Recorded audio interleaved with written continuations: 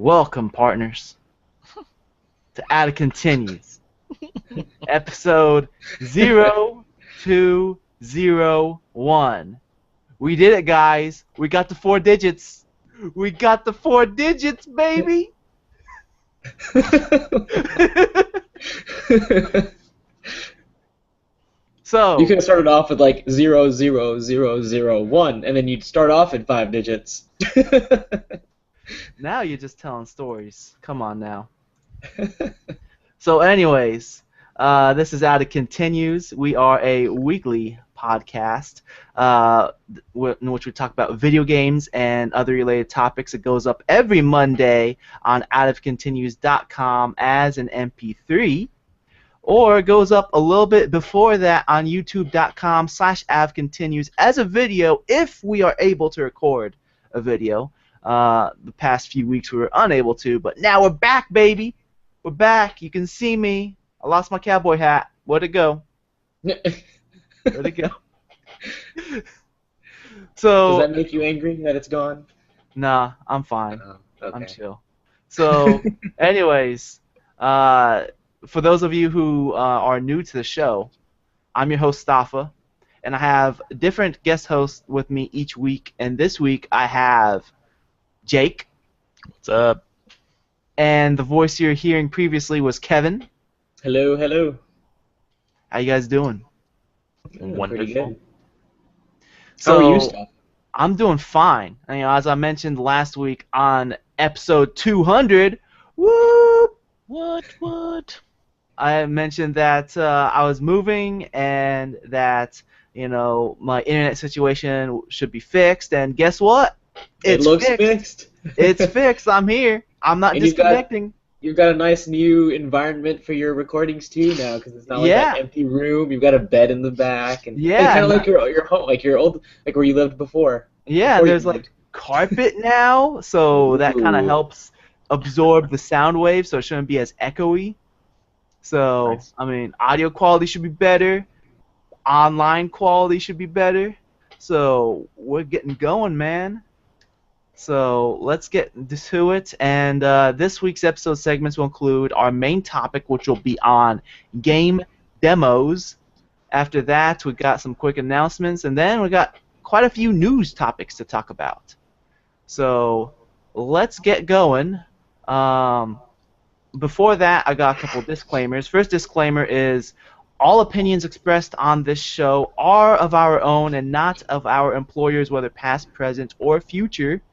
So, we're just representing ourselves, not anyone else. I need a job. Hire me. I'm a game designer. And the other disclaimer is, if you hear some opera music anytime during this recording, I might get up and slam the window shut because one of my neighbors likes to blast on that opera. That's I funny. don't know who, but someone just loves that opera. But I want to keep the window open because it gets hot in here. I have no AC. Oh. So, there we go. Alright, let's get to it, to our main topic. Kevin, you wanted to bring this up, game demos, and I'm assuming your question is, where they at? Exactly. Where'd the demos go? Yeah. Yeah. So That's a good point. the past, I don't know, 5 years or so, we've seen a huge decline in demos, and we've been seeing more quote unquote betas. And I mean, I have some issues with how the testing stages of games are going these days. I mean, because if you look at things like almost every major AAA release in the past 2 years has been super buggy, completely broken for some people, and then you have to wait for patches before people even will consider playing it. And then by the time the patches come out, everyone's moved on to a new game, and then it just, the game itself suffers overall. And part of that is because of how demos have gone away and how betas have not really been betas. The betas that we've been seeing are the demos, and they're not actually being used as constructive criticism anymore. Mm-hmm. Yeah. In fact, the betas are they're more stress tests, if Well, anything. not even that. I think. Like, I mean, I mean, if they are to use it for any type of input, before the game releases, it's usually stress tests. Like they yeah. don't usually release a beta and expect input on balance issues or anything like that. It's usually just, hey, can the servers handle it? Yeah, and like so, for those who are not completely familiar with any development process, you usually have an alpha first, which is when a game is still in its early stages and nothing's been solidified. So things like gameplay can still be changed at this point. It They're is still not trying to. feature complete. Yep. So they're still figuring out what needs to be added, what needs to be removed, what needs to be fixed. Mhm. Not talking about bugs, but like actual just gameplay mechanics, um, features, game modes, things like that. And then Yeah. after the alpha, you've got the beta, which is there just to figure out all the bugs, clean those up, make sure the game is running smoothly, and then you've got the full release. Yeah. So there was a time when games actually had real betas. Like you would be able to participate in the beta. You'd get forms that you could fill out and send feedback on. Oh, I found an invisible wall over here which blocked me from moving on to the next area that needs to be fixed. It needs to be moved. Or oh, I fell through the floor on this area. The collision was not properly there. Or oh, I found this texture that wasn't finished and all it showed was like the black and white checker or the standard Unreal blue and white checkerboard. I can Um, stand on the bottom of this platform underneath the boss and shoot him safely. yeah. So you're finding all these bugs. But then over the past like 5 years, developers have been relying less on betas to fix things, and the betas have been purely marketing schemes. So you'll see things like, oh, I'd participate say in I'd our say that's it's been longer than the past 5 years. I think it started with like Halo 3, Crackdown and Halo 3. I think that was like the first major one where yeah. they're like, hey, if you buy Crackdown, you get into the Halo Hmm. 3 multiplayer beta. Wing. And Yeah, then and everybody so bought Crackdown for just because they wanted to play Halo early. yeah, Yep. and then the other problem is that like with betas, the betas are releasing a month before the game is set to fully release, and that's not right. I mean, you're not going to be able to send constructive criticism and then have the developers fix all of that in less than a month. What game is doing that currently? I mean, if you look at, I think any of the Ubisoft games, like they have Rainbow Six Siege, well, they did an alpha, but I think that one's fine. But There's one that's coming out like next in like 3 weeks though, and they're doing a beta of it, an open beta. I Star Wars? don't. I don't know which game you're Yeah, thinking of Star Wars. specifically. Star Oh, Wars. Oh Star Wars. yeah, Oh. Battlefront.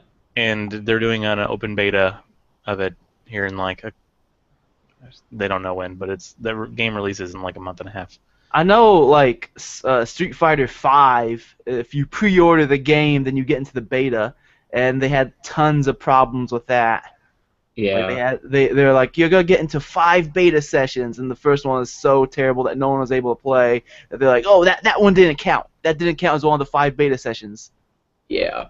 So I mean, I know I've been talking more about like the betas and alphas, but that kind of leads into the demos. But I do want to mention also like, an alpha should be, if you're gonna do an alpha for a game, it should be at least a year before, within a year to 8 months before the actual release of a game, because you need the time to, you know, have players test it, implement the changes that need to be done, and then a beta needs to be several months as well. It can't be a couple weeks before the release because that's not a beta. That's just marketing.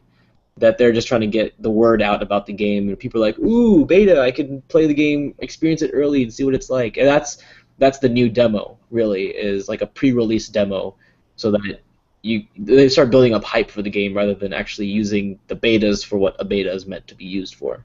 Quick tangent. I'm in the Rainbow Six Siege beta because I was in the alpha, so I like automatically got into the beta, and it should be happening this coming week.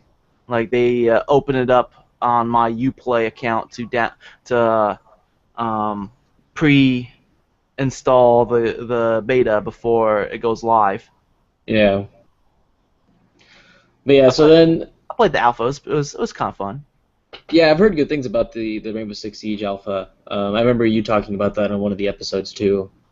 But then yeah, so like it goes into the demos as well because there was a time when you could go and get demos. I mean, when you bought a console, at a certain point in time, it came with a disc that had like 10 different demos of games on it. So you could, before even buying a game, you could experience a few options, see what it was like. I remember when I bought my PS1, it came with a disc on there, and I played some of those demos quite a bit.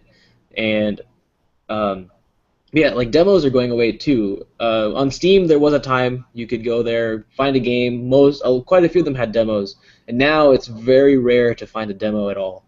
And Aren't they doing something similar with Xbox, where it used to be Xbox Live Arcade? It was mandatory to have a demo for every single Xbox Live Arcade game, and now they're like moving away from that. I'm not familiar because I never actually did much with the arcade. Jake, you're the Yeah. Xbox guy. I'm not really. Confirm or I know deny. I know they used to have demos for every game, but I don't know if they're moving away from that. I'm pretty sure they're moving away from that. It's I possible. mean, I can understand that, yeah, it takes more work because you have to section off a specific portion of the game and then make sure that it's designed as a demo. And that does take extra work, but sometimes that's really consumer friendly. And that's the problem, is that developers are moving away from consumer friendly and they're moving more towards profit friendly. In the industry, they call that a vertical slice of the game. Yeah. Yeah. So they definitely need to reincorporate that, I think. Yeah, they used to have. I don't know if you guys ever got like Xbox Magazine, but they used to have No. demo discs in all of them. Oh yeah, every issue. Where- I remember Where it seeing came those. with like 10 different demos for games that you could just plug in, or you put the disc in, you check them out, and if you liked them, you just go buy them. I think Talk the about stopped demo doing away with that. discs. You guys remember jam packs for PlayStation? yeah. I used to get those all the time because they're the only thing I can afford. It's like $5 for 10 games. I could just replay that level over and over and over.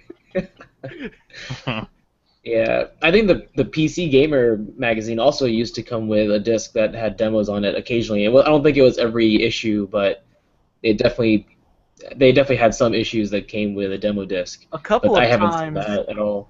a couple of times, Pizza Hut has had a promotion with PlayStation where they had like a specific Pizza Hut jam pack disc. Huh. I did not know that. Yeah. Like basically the intro. I remember the intro FMV. It was like all these games flying at you from the TV, and then a pizza comes out with the logo on the box. It's like, thank you for buying this from Pizza Hut. Enjoy these games. That's pretty cool. Nice. Yeah, yeah. So like demos are definitely consumer forward thinking because then when you're on the fence about a game or don't know much about a game, you can actually play part of it and figure out if you like it. And I can understand that. Well, not understand. I can probably see that the developers and publishers don't want to do that because then it can expose all the negatives about their games before someone actually buys it. Because even now, embargoes on reviews are usually on the release day of games, when they used to be a week before the game releases, or even sometimes a couple weeks, several weeks before the game release, so people could figure out if it was even worth spending money on. But now that game developers and publishers are more profit forward thinking, they've put embargoes on reviews so that you don't even know if the game is good before you buy it, and so you buy the game and then you've already given the money to the publishers, and then they're happy. They don't care whether you like the game or not. They just got the money out of it. And that's kind of the same thing that I can see with demos going away, and that they don't want players to see the negatives. Because I mean, imagine if Assassin's Creed Unity had a demo. No one would buy the game. because then Right. all of the bugs would be exposed before the game even released, before even people bought it. And then Ubisoft, they released the game unfinished intentionally because they just wanted to meet their deadline. They didn't even care to extend it. They didn't even care to push back the release date, even if it was a month, to fix all the bugs. They just released it and were like, we'll just fix it with patches. And um, if people had demos, then no one would have bought the game. They wouldn't have met their sales estimates, and that would have looked bad on their business side. But I think that's the problem, is that publishers are more profit forward thinking than consumer forward thinking. Yeah, I mean, like, why would you want to release a demo of a game that is getting low reviews or mediocre reviews just to reassure the consumer, hey, this game is not worth checking out? Like, it gets to Yeah. the point where it's only worth releasing a demo if the game is good, and at that point, most people go buy that game anyways because of the hype around it. Yep. Like, all the reviews are going to be good, and so no one's going to want to just get the demo. They trust their review sources, and then they'll just buy it. And yeah, I forgot what I was going to say. Hey Jake, Jake, I think I hear both me and Kevin coming from your end. Do you really? All right, hold on. Yeah. How's that? I don't know. Say something, Kevin. Can you hear me? I mean, is it like working now better? Okay, well, I don't hear us from Jake anymore. Yeah. Awesome. Okay, cool. All right. But yeah, so demos, yeah, exactly what you were saying. Like, they don't want to release the game, the demo, if they know that their game isn't worth it. And I think part of that is maybe partially due to the fact that we have the convenience of the internet now. Because if you think back, once the game released, there was no way to patch it, really. It had to release functioning at its optimal state, because there just wasn't a way to patch games, unless you were on PC and you could get expansions or download things like that. But on consoles, there really was no way to download those patches. But now games are releasing buggy just because they have to meet their deadline, and then they'll send out patches, day one patches, day zero patches. Even the game, before the game releases, they're releasing patches, and then as soon as you put the disc in, it's like, oh, updates available. So I guess the convenience of the internet can be part of the blame, just the fact that they don't see the need to make sure that all the bugs are fixed because they know they can fix them later. I think the video game community has evolved, whether it's due to lack of demos or just coinciding with the lack of demos, but there's a video community now with YouTubers and Twitch streamers that they're showing off the games, and a lot of people are going to them to check out if the game is worth buying or not. Yeah, that's very true. And this is kind of happening at the same time with demos no longer being released.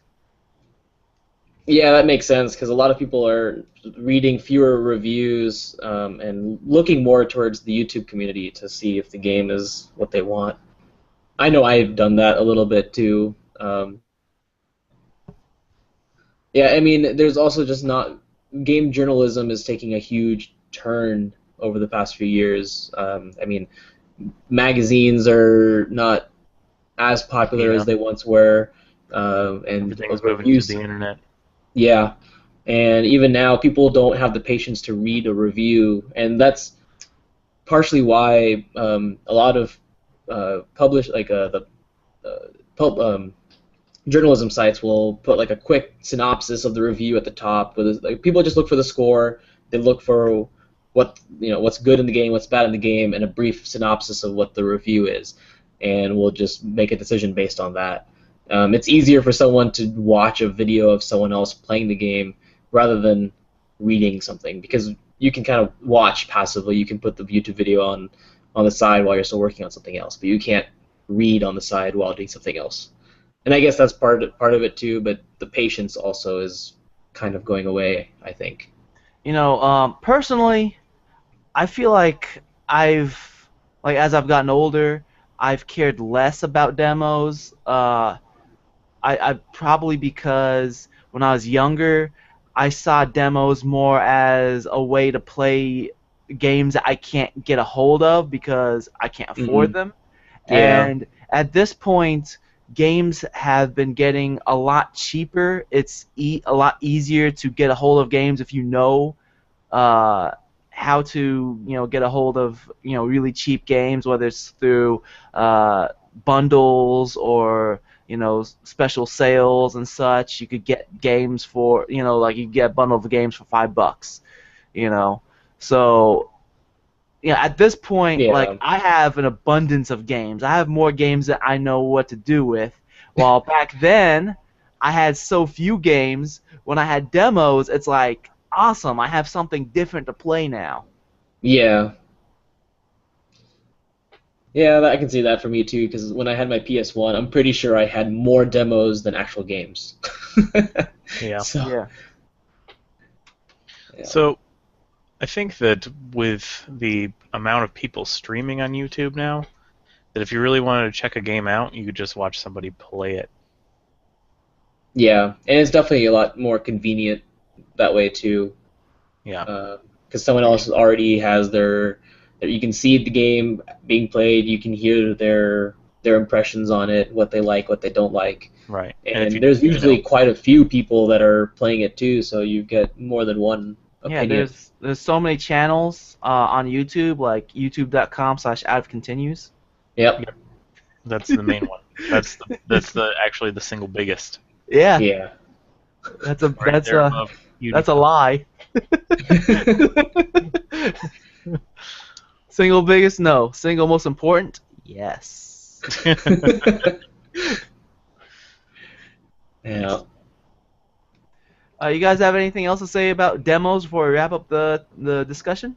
I say good riddance. Wow, Jake, you big jerk. Why you say good riddance? I'm just kidding. I was Eh, just looking at some game demos on Steam earlier today, actually. nice. There Yeah, were see, not many, but they are available. Stoffa made Just a good point about not a like, ton. yeah, there's not very many, but yeah, Stoffa made a good point about like not necessarily needing demos anymore because we can afford games now that we're adults. But Hmm. I think the Well, biggest thing, even I mean, like not just for us, but like I mean, it's a lot easier for kids to get games too. And even if they can't afford a bundle for $5 or whatever, like there's so many free to play games. There are yeah, Yeah. mobile games. There's just so many different games now that kids can, like, whether you're an adult or a kid, you can get a hold of so many different types of games at this point, mhm, and it's just a different ecosystem than what it was when we were kids. yeah. I just think, aside from demos, definitely alphas and betas definitely need to be fixed. They need to not be used as marketing schemes and actually used for what they're intended to be, and that's for actual testing and fixing things. And more companies need to do that. And I can understand not doing betas for games that are heavily story based because you don't want to spoil anything or release information about the story before everyone else experiences it. But the games that Spoiler are alert: not, Darth Vader is your father. he's everyone's father. He's your father. He's on Maury right now. Oh boy. You are the father. No.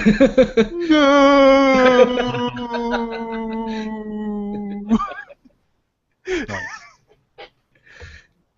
Yep. Very nice. An episode 3 reference. I'm brilliant. Well, that's all I had on demos and betas. All right. Yeah. So, you guys ready to move on? Yep. Yep. Okay. So, before we move on to news, Jake, Stuffa. do you ever like just let your imagination go and daydream Almost constantly. constantly. You Right know, now. I didn't even hear what you said. Wasn't one paying way attention. that can improve on your daydreaming? My own website. Exactly, with DreamHost. Because they are a web service that offers unlimited storage, unlimited bandwidth, user-friendly interface, and they're also optimized to use content managers such as WordPress. Have you heard of WordPress? I have. Because it is a thing. It's a thing works that is well. real. Yes, it works well, It's and not like my one daydreams. one out of every 7 website on the internet uses WordPress because it's that good. And that it's good. simple. Yes, it's simple, and there's a ton of resources online. So if you can't figure something out, you go to Dr. Google, and Dr. Google will tell you how to fix it. All that and many more features just for $8.95 US a month. I What mean, a deal. I'm currently jobless, and I can afford that. Someone hire him. Yeah, someone hire me, please. Use that. If you use the promo code OUTOFCONTINUES, that's one word, no spaces, it will waive away the setup fee and get you a free domain registration. What a deal. Yes. What a Exactly. steal, even. Yes. The legal kind. Like, it might as well be illegal. That's how good it is. So, anyways, let's talk about some quick announcements. First of all, I'm back. Here I am. Backstreet's back. Yeah, yeah. As I mentioned last week, moving, or also in the beginning of this episode, I moved. I'm in LA now. Should be back on track. Thanks Kevin and Adam who have substituted for me, before episode 200, and but we should be going, and I got a hard connection now, not some janky Xfinity Wi-Fi hotspot, and now I should start being able to upload some gameplay videos on YouTube, which I have already. 2 are up right now. In fact, by the time the MP3 goes up, there should be 3 videos up. And I'll probably start doing the Twitch stream soon, playing some video games. So that, and the other announcement is we can use some iTunes reviews. iTunes is like the most popular MP3 based player, and to expand the podcast, we got to get on the Apple's iTunes podcast charts, and they only go by a week-by-week basis. So any week that I don't get any reviews, it's like I have 0 reviews total.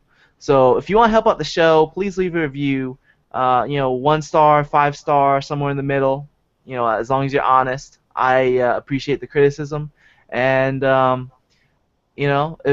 really helps out the show. If for whatever reason you cannot leave an iTunes review, there are other things you could do to help us out, like sharing the Facebook posts. We post every week on Facebook the new episode. Share or like that, or retweet or favorite the tweet. We do a tweet each week as well.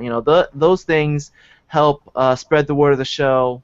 They let your friends know about us, and it just makes the podcast a lot more fun to have more of an audience, especially when they interact with us and send us feedback. That just makes the show a lot more fun, and when it's more fun, I have more incentive to continue doing it. So anyways, let's get going, and I'm going to screen share in a second. Boop, boop, boop. Screen share. Oh, why is this not letting me screen share?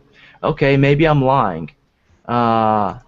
Because it's Google has this option saying, "What do you want to screen share?" and nothing's in there. Oh, that's not good. Yeah. So, okay, no screen sharing this week. So, anyways, yeah. All right, that's fine. That's fine. Um, whatever. Oh, that's really weird. So, anyways, the big news this past week, Nintendo has a new president because, as most of you know, Satoru Iwata passed away. Was it like a month or two ago? Mm-hmm. Yeah, it was like 2 months ago or so. So he passed away, and they had to elect a new president. And this is, I'm going to butcher his name here, Tatsumi Kimishima. Tatsumi Kimishima. I just butchered his name. I'm sorry, but Close enough. You can if you Google image search this guy, you're gonna see a lot of mean mugs. This guy apparently doesn't like to smile in front of a camera. But basically, this guy has a business background, so he seems to be qualified for the position. And he was also what was he previously? The U.S. Nintendo America.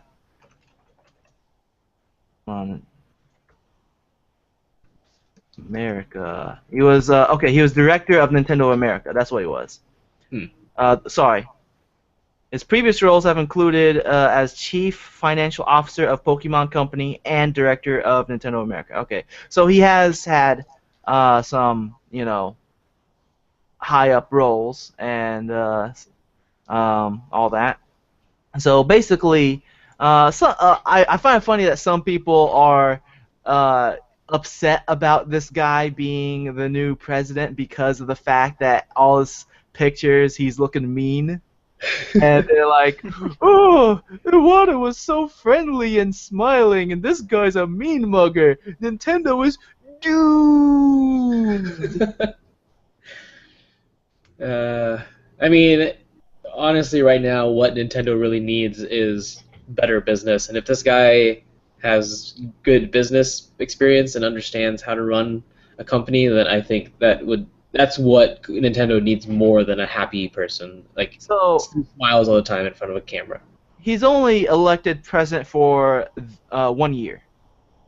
Yeah, but a lot can happen in the year, especially if he sets things in motion and.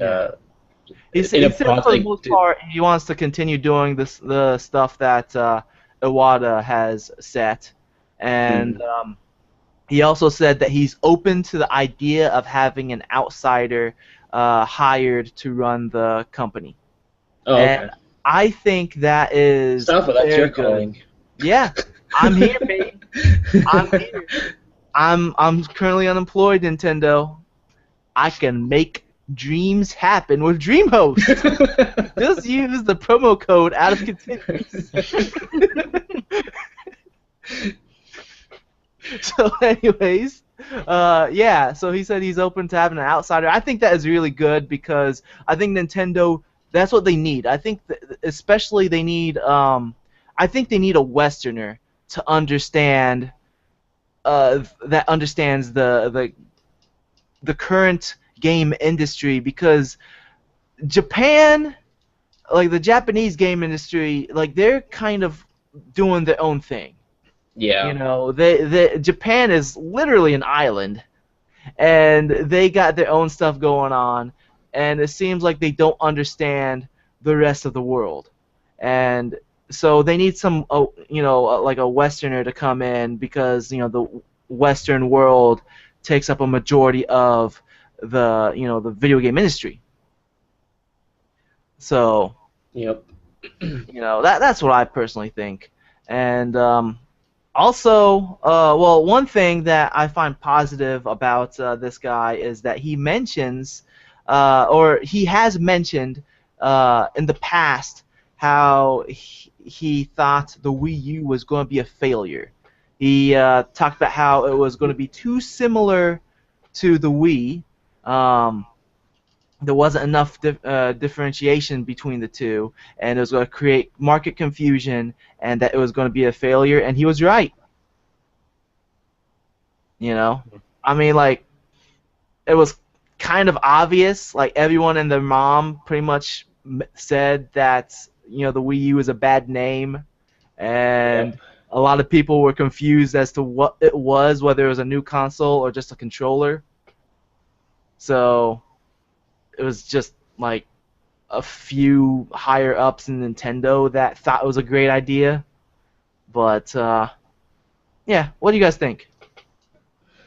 Yeah, I mean, Nintendo definitely made quite a few mistakes, in my opinion, and I don't know if there's any one person to put the blame on, or if there's just something about that culture that. Blame it on Reggie. His body is ready. All right, I can do that. Um, His body is ready. so yeah, I mean, any Nintendo definitely needs to be set in the right path and to change a lot of things to be relevant again. I mean, like you mentioned, the Wii, like just having a horrible name, not having the software support, and then just doing things. I mean, they've started doing some things that are interesting now. Like they're finally breaking away from only releasing games for their consoles, and they're doing mobile games now.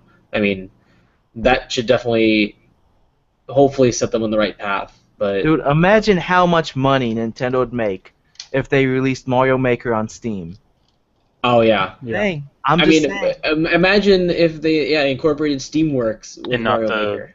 like million copies of Wii U's that are floating around, which is nothing compared to Yeah. other consoles.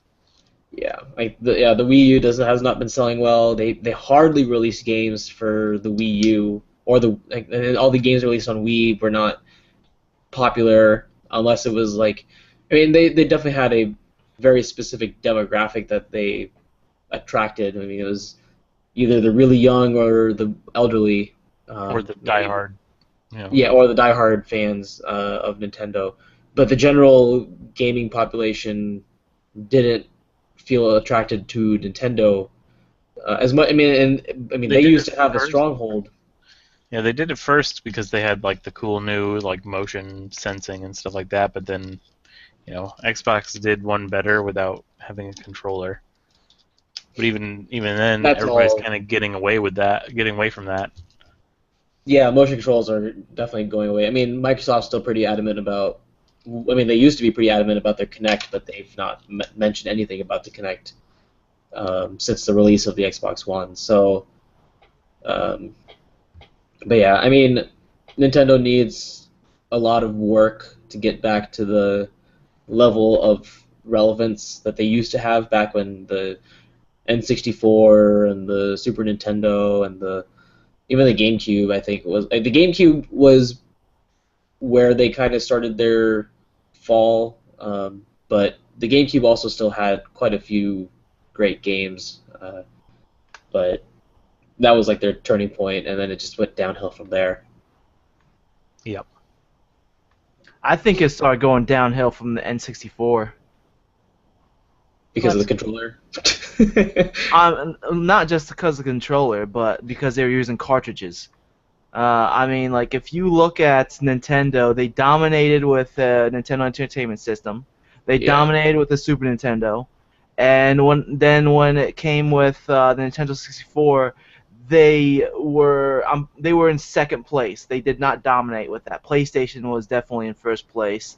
yeah, PlayStation had a lot more games. They had cheaper games, Yeah, because the like discs are cartridge. easier and cheaper to make then. Yeah, like cartridges were like Nintendo 64 games like $80, some of them. yeah, They were really expensive. Um, they had less space on the cartridges. Like you'd have games that are on both systems, PlayStation and N64, and the PlayStation version would have more stuff in the games, like more characters, FMVs, stuff like that. yeah. Um, so I think I mean, it was still a good console. It still had good games, great games on it, but that's where they It started going wasn't downhill. advanced enough. Yeah, they started going downhill with the N64, and then like it just got worse and worse with each one after that. Yeah, I can see that point. So while we're talking about Nintendo, unfortunately, for some reason, I cannot load this. I can't load anything on browser anymore. I think there's something wrong with my Chrome. Uh-oh. I don't know. But, well, let me try to open this in Firefox real quick, just so I have the article in front of me. Where'd my Firefox go? There it is. There it is. So, there it is. Alright. So, Star Fox Zero, delayed until spring 2016. Yeah, I think there's something wrong with my Chrome, but I don't want to close down Chrome because I'm recording with it. Yeah. So, anyways, so Star Fox Zero, it was originally set to release this November, has been delayed to the first quarter of 2016, and it just goes back to what you were saying, a few minutes ago, Kevin, that they got no games. Yeah. They got no games. I mean, this year they have Mario Maker, Splatoon. That's it. I think. I mean, anything that's like people are actually looking forward to. Yeah, like they have. I mean, yeah, those are some quality games there, but for a platform to do well, you gotta have like a variety of games. You can't have just one game. Yeah. Like at that point, if your console only has a couple of games coming out each year, you might as well not even have your own console. You might as well just release those games on a different console. Yeah, and I'm completely ready for Nintendo to do what Sega did. They should just become a publisher. I mean, they can develop their own games, but they should publish games on other platforms. I mean, imagine Legend of Zelda in like amazing Super HD graphics on Xbox or PS4 or PC. It would be awesome. Speaking of Legend of Zelda, that was another game that was supposed to come out this year, and then they're like, Yep. next year. Yeah, and they didn't even show it at E3 this year. Yeah. So It's so disappointing. like I feel like they're definitely. I mean, the lack of games is getting worse. The fact that they're pushing back Star Fox, which is one of their big titles that they're supposed to release this year, but like when I saw the Star Fox footage that they showed off this year during E3, it looked good. It didn't look exceptional. It wasn't like, man, I gotta play that game. You know? I agree. It looked like it could be fun, but not something that would make me want to go out and buy a Wii U to play. What do you think, Jake? Yeah, not ever. There's so like do you zero. not ever think, or There's zero chance that I would ever go out and buy a Wii U for like any of the games that they could come out with. There's just the only one that has me interested in buying a Wii U is the new Legend of Zelda game, but I mean at the same time, but don't really want to spend that much money for just one game. Right. Get it on 3DS. I think that's what they should stick with. They should probably just go away from making console games and stick with their handheld. That's the only thing that does well for them anymore. Yeah. I mean, I'm not gonna lie. When I hear people talk about Splatoon and Mario Maker, I really want to play those games. They sound really fun, especially Mario Maker. You know, like that's most people who are into game design, who have played those early Mario games, have thought about their own Mario levels. Like my Beware the Bully took a lot of inspiration from level 1-1 on how to train a player on how to play a game. I mean, play your game. So I'd love to play Beware the Bully, and Splatoon definitely sounds fun as well. But man, I'm not gonna buy a Wii U just for a handful of games. Yeah. And I mean, it also like even if they were to start developing games for other platforms, it seems like they would not do well because they still, even on their own platforms, don't do well. I mean, they don't do anything with online. They don't do anything online properly. They don't. I don't know. It seems like their games are also just repetitive remakes of themselves. I mean, other than Mario Maker, the past I don't know 5, 6 Mario games have been essentially the same thing, just with slightly different graphics, and maybe one or two different new features, but it's all been the same thing. So it's not like even if they were to go onto different consoles or different platform releases, they'd be able to do exceptionally well. All right. Anything else on this before we move on? No. Nope. All right. Let's go to the next topic, which is Konami. Our good friends at Oh, no. Konami. If there's any one company worse than Nintendo, it's Konami. Just one company worse than Nintendo? There, I'm pretty there sure are quite a there few. are plenty of companies worse than Nintendo. So Konami, best known for games like Contra, Metal Gear, the Ninja Turtles games, just so many classic games, and Castlevania. Now they decided that they're no longer making any more AAA titles, which means big budget games. They're no longer making any more of those other than Pro Evolution Soccer, because that's the only game that still makes them money. It's completely sad that this is the Yes. case. Yes, so no more Castlevanias, or at least no more big budget Castlevanias. There'd probably be some rinky-dink Mobile jank version, thing. like mobile Yeah. games. Like Konami has mentioned that they wanted to continue making more Metal Gear games, so it'd probably be some janky wank. Or Facebook they'll work consumption on game. crowdfunding. Well, they're not going to do the AAA stuff anymore, so Yeah. I mean, that's yeah. Konami's been making one bad decision after another. Well, it's probably not bad decisions for them. These decisions probably make them money. It's upsetting decisions. They don't care about the fans. They don't care about continuing making games. They care about making money. Ubisoft. Hmm. Science. Yeah.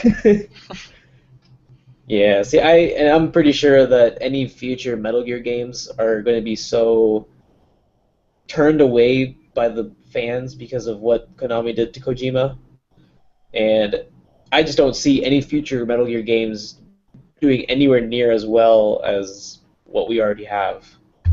So, I don't know. Rest in peace. In peace, Konami. Rip in peace. Move on. Yep. Yeah. All right. So I've mentioned in the previous episodes about BBC working on a movie about Grand Theft Auto. Not about like the game itself, but about like the controversy around the game. They got what's his name, Harry Potter to play as one of the guys who made Grand Theft Auto. Daniel Radcliffe plays as Grand Theft Auto co-creator Sam Houser, and Bill Paxton plays as Jack Thompson, who Jack Thompson is the lawyer who was going after Grand Theft Auto for quite some time. So apparently, Rockstar says that the movie is random, made up bollocks, and So like in the beginning of the movie, it says some events are pretty much made up just for the fact that to make it more of a drama. And Rockstar is like, yeah, this is all made up. None of it's real. Um, I was reading an article on Kotaku. Apparently, they watched it and said that it's terrible, Wonderful. which is kind of disappointing because when I heard that this was in the works, I was like, man, this might be something interesting to watch. Yeah, it actually sounded really cool because it wasn't like Grand Theft Auto the movie. It was gonna Yeah. be the making like a movie that about. It was gonna be like the Social Network, that movie where it kind of just showed how Facebook came to be and the problems that were around that. But it was like in a movie, like a plot-driven movie style, not like a documentary. So Right. this would have been the same thing, and I would have loved that. But sucks that. And they also got like actual actors like Bill Paxton and Daniel Radcliffe. Yeah. But these guys are not people that you've never heard of. You know, Right. they are actors. So I don't know. It's kind of disappointing to hear that the story that they're going with in this movie is totally made up, and b that it's a bad movie. Yeah. Yeah, it's kind of funny that they were saying that the only fact the filmmakers got right is that the franchise exists. Nothing else is right. Wow. That's Nice. pretty bad. Yeah. All right, so you ready to move on? Yep.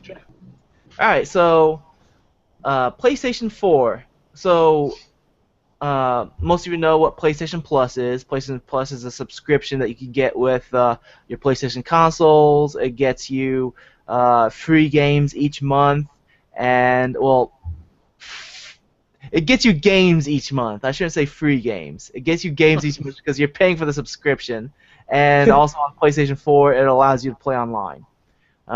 So each month there's like a different set of games that you get, and like for the first time, Sony allowed their fans, their PlayStation Plus subscribers, to vote on which game they want to be in this That's package. pretty cool.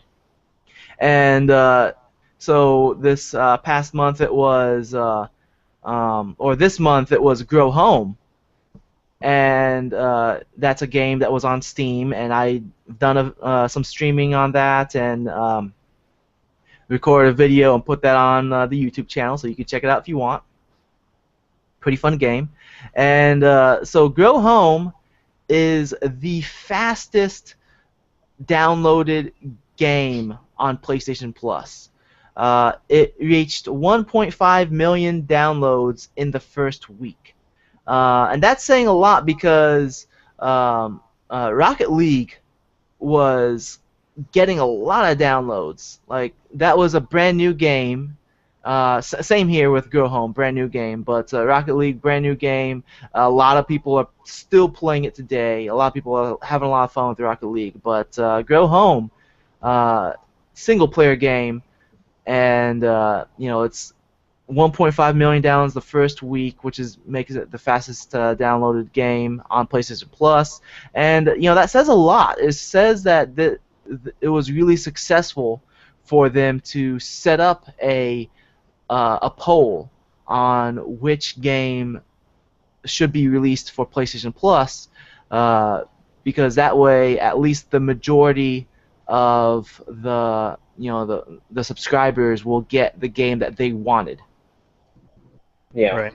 Yeah, that's a great way to do it because the games that come out on Xbox are usually weak.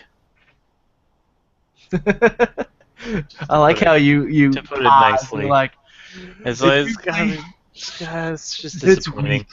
It's they're. I mean, I don't know about the Xbox One. They might be better, but the 360 games are kind of sad. well, at least the the positive aspect about the Xbox with their games that they're putting out with their games with gold subscription is that all Xbox 360 games from here on forward are going to be backwards compatible on the Xbox One. So Xbox One players get even more games now.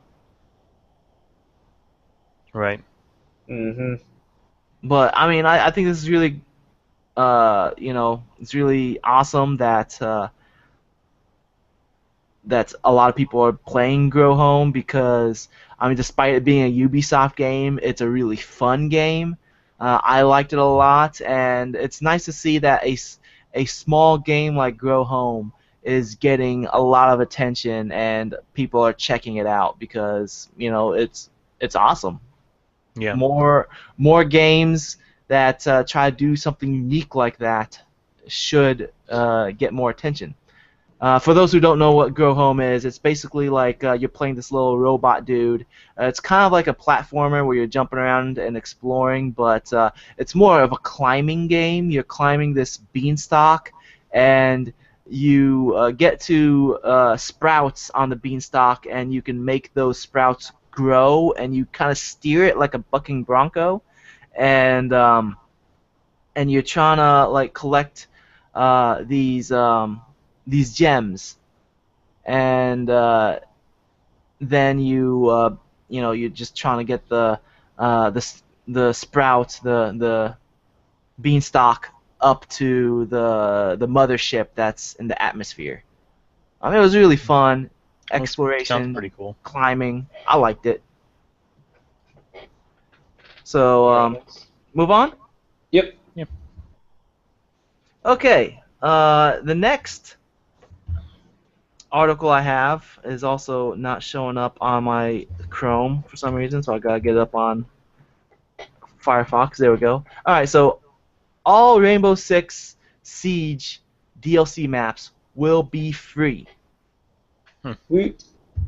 Yes. That's impressive. Yes.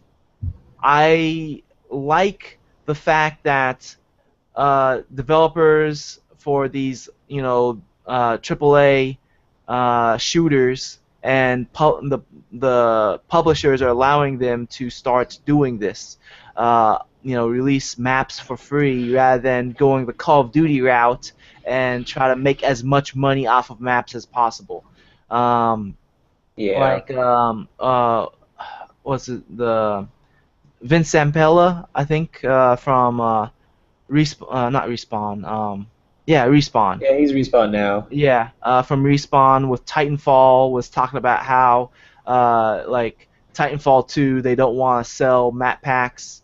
They want to make sure that everyone gets the maps because, Yeah, or at 'cause least they gave away all of their first ones, or Not- all of them not in the at first first. game after like 2 years. Yeah, like at first they were trying to sell the map packs, but then eventually they're like, okay, it's all free because they realized that it was segregating the community. Right. Not everybody was buying the map packs, and it was causing segregation.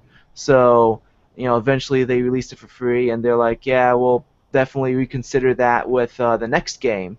So, now Rainbow Six Siege, they're doing the same thing. They're like, yeah, we're gonna give away all the DLC maps for free, and I think that is definitely the way to go. I mean, that's how it used to be, and then Call of Duty came and started selling maps, and then everyone else wanted to copy that, and Yeah. now they're reverting back to, okay, here we go, map packs, free. Hmm. That's the way to do it. Because it's so incredibly expensive. You're already paying a ton of money for a game, usually. But you know what that might do is slow the price drop down Hmm. quite a bit because they need to continue making money. Like when it comes to multiplayer games, you have to take in consideration that the players for your game, your community for your game, are also content for your game. without the community, no, like less people will play the game. The more people playing the game, then more people will continue playing the game. If the player base starts dropping, then that it just results to more people dropping off. So you want to continue making more content for the game to keep players playing the game. That way, the community stays strong and more people will continue playing. Like it's like a vicious cycle of Yeah. you need the content for the players, and you need players for more players, because without players, people aren't going to stick around. And without more maps and spicing things up, you're not going to keep those players. So, like you gotta release the content, and that's really important to do with a multiplayer game. Yeah, completely agreed. So, ready to move on? Yeah. Sure. All right. So this next article, court finds that copyright holders are required to, quote, consider fair use, end quote, before filing DMCA takedowns. So, pretty much, like, this is a huge issue with YouTube, where copyright holders, or even people who aren't copyright holders, like some Korean companies out there, will file a DMC claim on videos on YouTube and be like, yeah, we own that. Take this video down. Or, as I mentioned before, they might not even own the content and be like, yeah, we own that. Take this video down. So, like, I guess a large case that resulted in this was some woman, Stephanie Lenz. She made a 29-second video of her kids dancing to the Prince song "Let's Go Crazy," and apparently, Universal Music Group sent YouTube a DMCA takedown notice, and yeah, so they had to fight that in court because it's ridiculous. And even though in their DMC takedown notice they did not mention that they considered fair use, they're claiming in court, yeah, we considered fair use. We considered whether the quality of the song was good enough and whether it was loud enough and stuff like that. It's like, come on, So now, dumb. 29-second video of kids dancing. Right. It is dumb. So, It is. yeah, basically, the court says, United States Court of Appeals says that that copyright holders are required to consider fair use now, and if they don't consider fair use, then pretty much the person who has their video taken down, they can sue the copyright holder for taking down the video, even if they cannot prove that they lost revenue money for the video being taken down. Interesting. So time for me to countersue Korea. I'm coming for you guys. I need my money. Make those tens of dollars. Yeah, I monetized that video, dude. I had to unmonetize it. Imagine, dude, I unmonetized that video for what, like almost a year now. Oh, wow. So, how much money did I lose? I don't know, but I gotta sue those guys because I lost all that money. Is that right? I got Yep. I got a good claim on this. Go for it. Yes. Go get him, Staffa. Yes. Hashtag we stand with Out of Continues.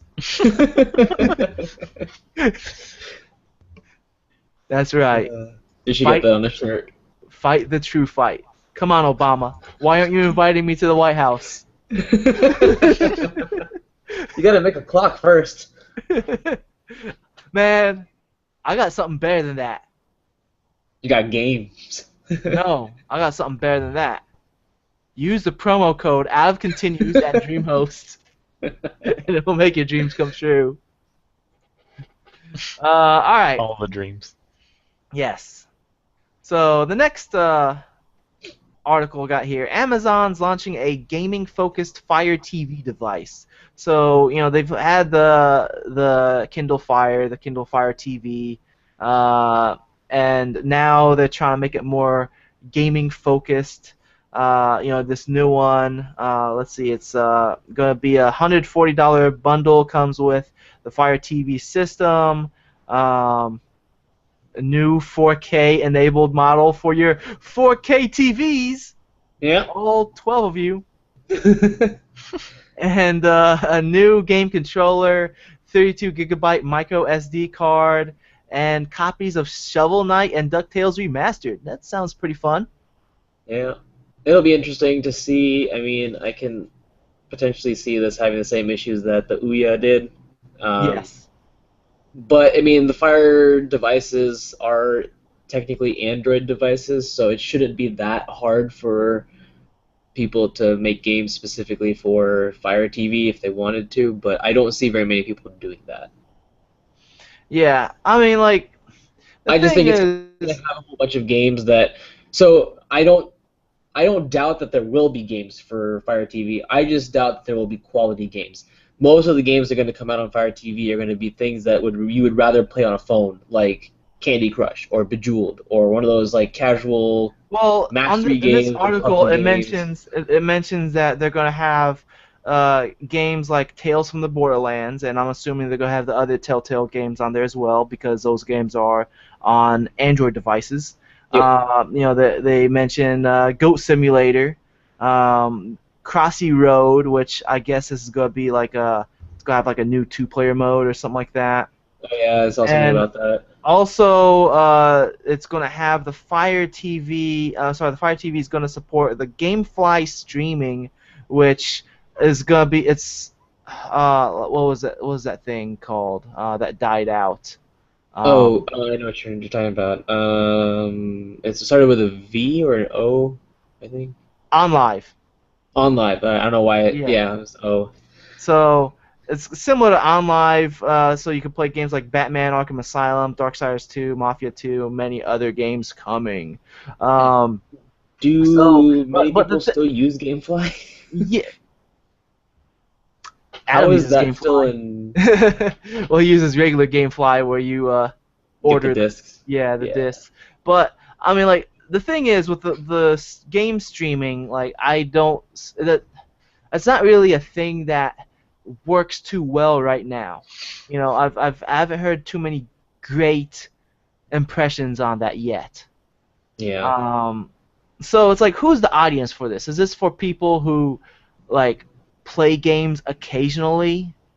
The guy who isn't really into games but wouldn't mind playing a game every now and then? Is that who this is for? Yeah, the audience kind of doesn't really have... It's not very clear because...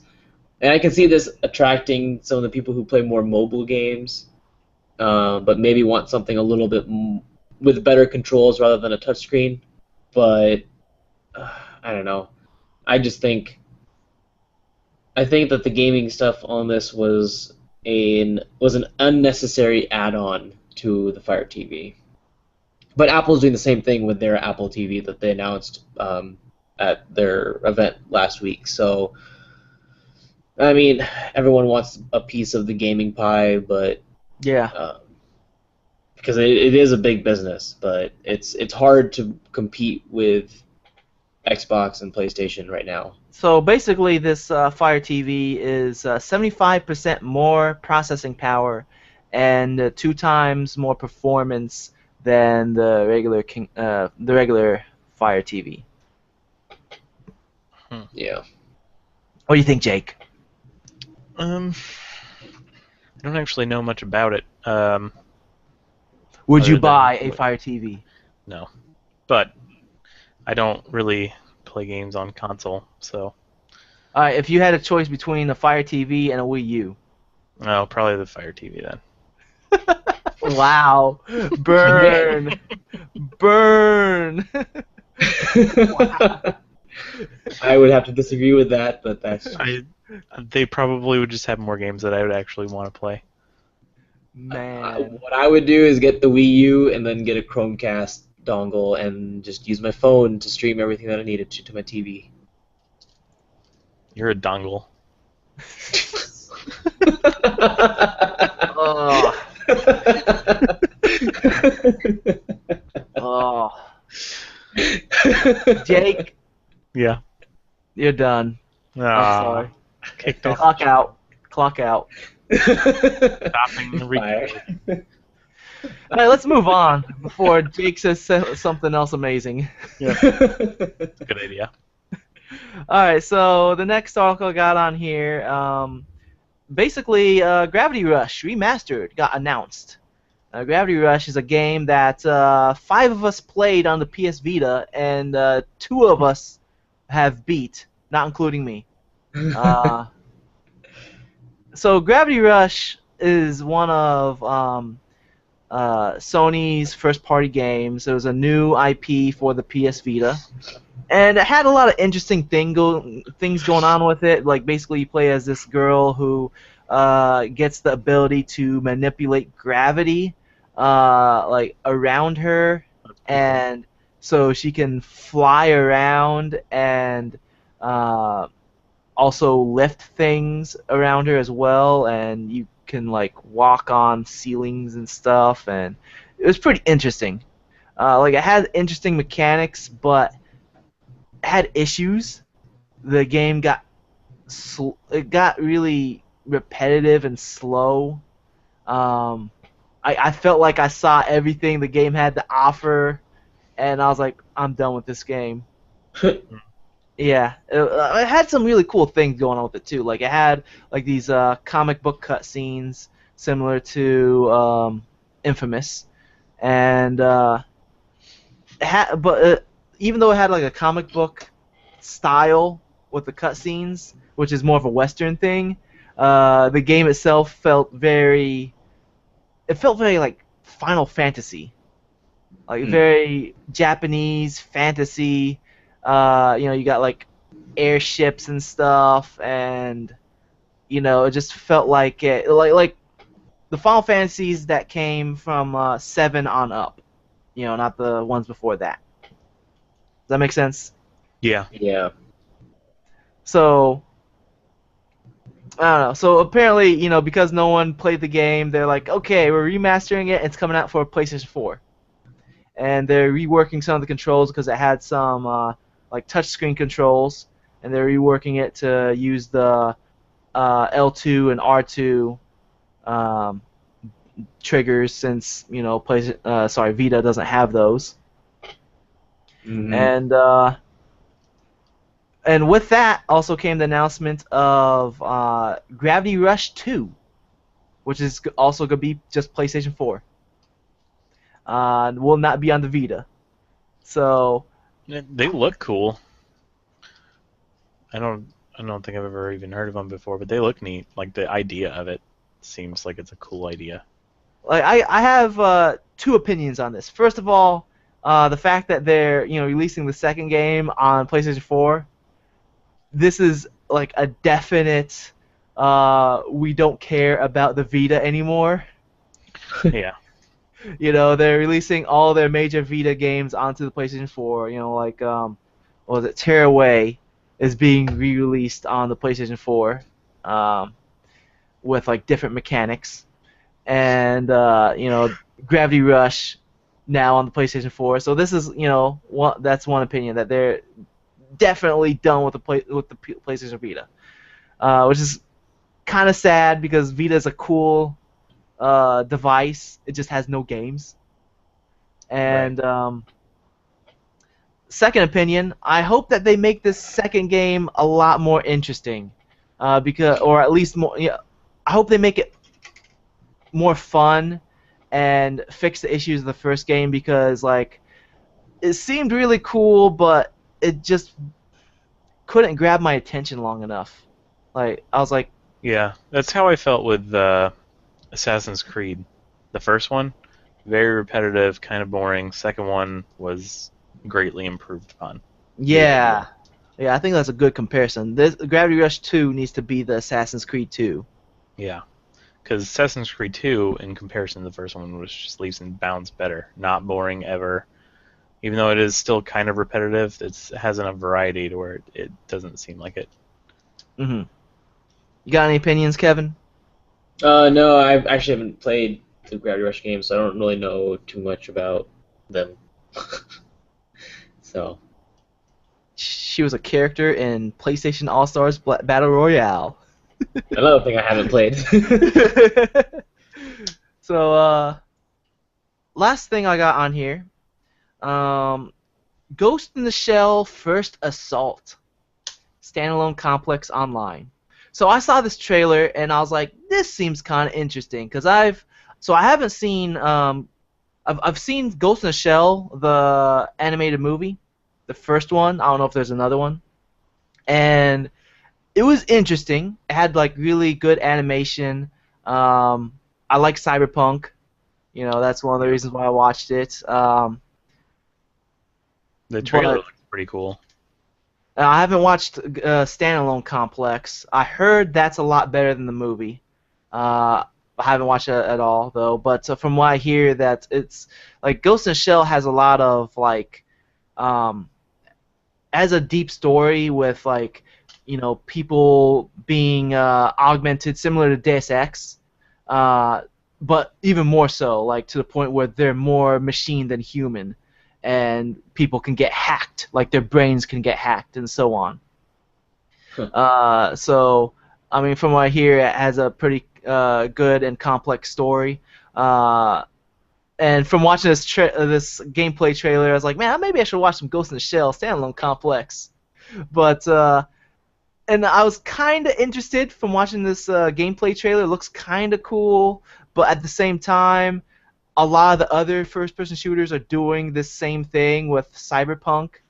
So at the same time, it's kind of being generic, even though it's being Ghost in the Shell.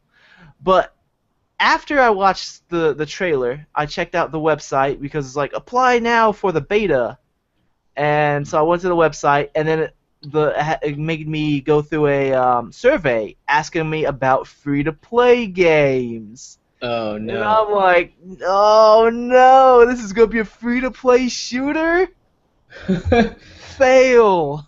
Yeah, free-to-play shooters are typically really bad. Yeah. There's a couple that I've tried, and all of them I stopped playing pretty quickly. Yeah. I think like, free-to-play can do well if you, it's not, you know, pay to win, and it's not, and it, you know, it's fun enough to hold your attention. But I don't think online multiplayer shooters can really survive really well in the free-to-play space because what online multiplayer shooter is popular right now? I know like the World of Tanks games kind of have like a big player base. World of Tanks, World of Warships, and World of Planes, those are all kind of... Yeah, but those aren't really first-person shooters though. Right. What is that? Kevin, I don't know if you can remember.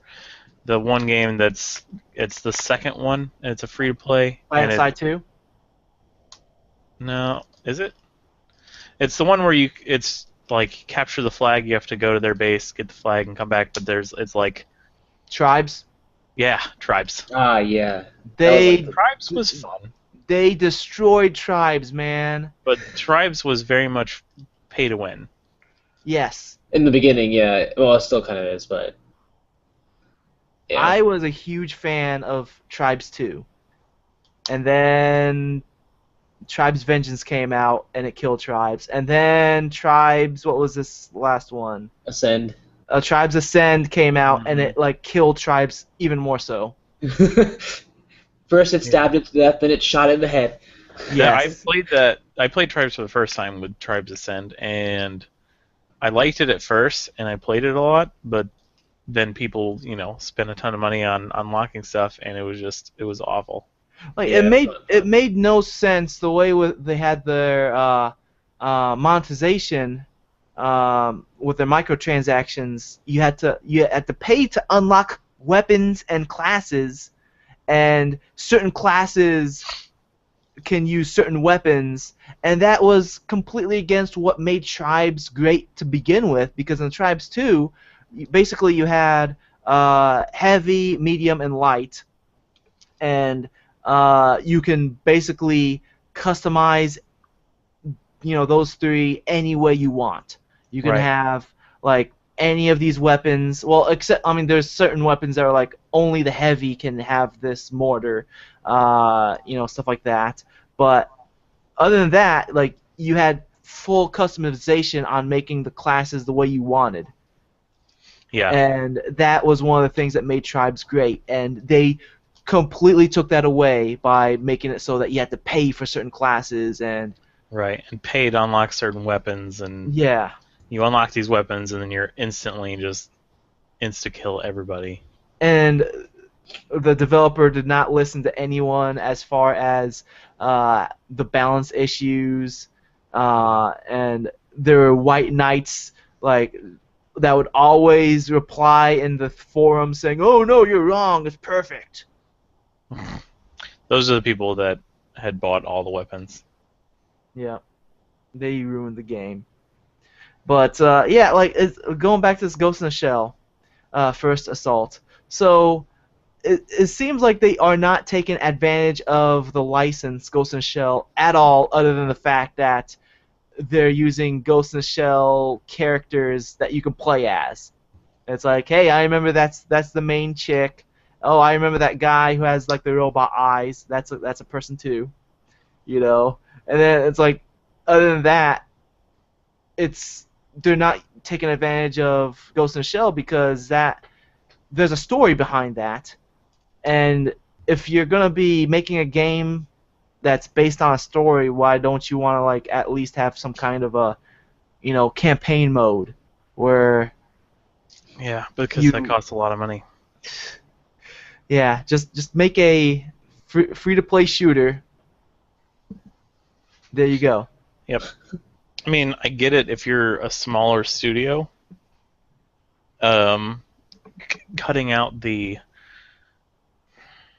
single player campaign, because it does take a lot of time and work to make them. All the level designing and scripting and modeling that has to go into adding all that stuff, but it doesn't really work for free I like this one developers. person's comment in the YouTube. Call of Waifu, Advanced Black Warfare Ops 4. It does look like Call of Duty style. Just like Yeah. all the run and gun. Well, I mean, like it's most of the first-person shooters are moving towards that direction, anyways. I mean, like they're at one point they're all World War II, and then after Call of Duty 4 came out, they all became modern warfare, and as of the past few years, they've been more like, hey, let's go future, let's do cyberpunk.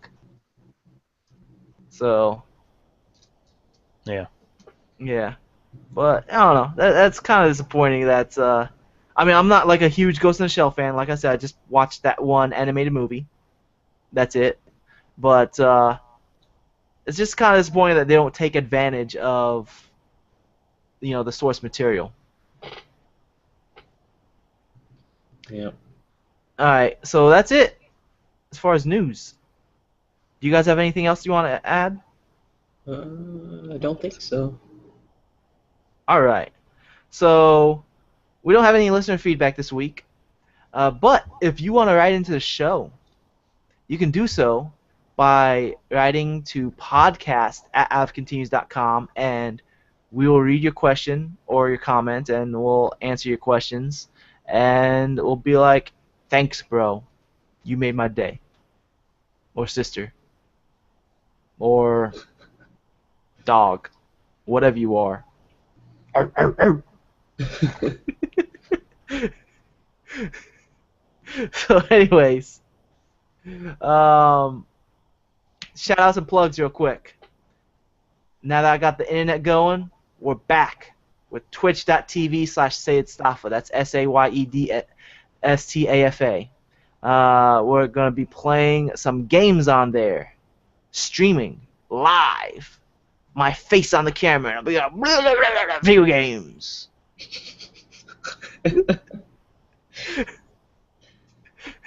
Because that's professional, right? Yep. So, yeah, check that out, as well as the YouTube channel for more videos. Do you guys have anything you want to plug? Sure. So Extra Life, which we had talked about previously, is coming up November 7th.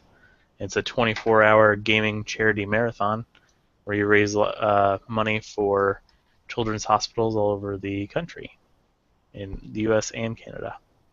So you can sign up on extra-life.org and learn more about it. It's pretty awesome.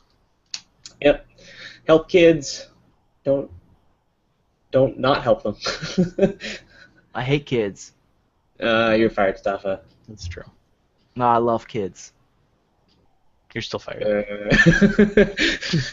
See, whichever thing I say, it's gonna be wrong no matter what, because you can't say you love kids, Yeah. and then you can't say you hate kids because that makes you a bad person. Well, which is worse? Which is worse? I think saying you love kids is probably worse than saying you hate kids. Because if saying you hate kids, people will be like, "Yep, I agree." Oh yeah, and you can just say, "I love helping kids in need." There you go. There we go. All right. So if you enjoy what you've been hearing, you can support us by liking us on Facebook, following us on Twitter, leave an iTunes review, or you can contact by email. That's podcast@outofcontinues.com. You can also subscribe to the YouTube channel. That's youtube.com/outofcontinues. All those things I just mentioned, you can find them on the website. That's www.outofcontinues.com, because I mentioned a lot of things, so I'm just going to make it easier on you. Just go to outofcontinues.com. You'll find it all there. And if you go on a mobile device, there's even a special mobile device website. It's designed just for your phone. It looks great. Like, it even impresses me. It's awesome. So you can give me a tweet. I am at SayedStafa. That's at SayedStafa. And we got these two guys. We got Kevin.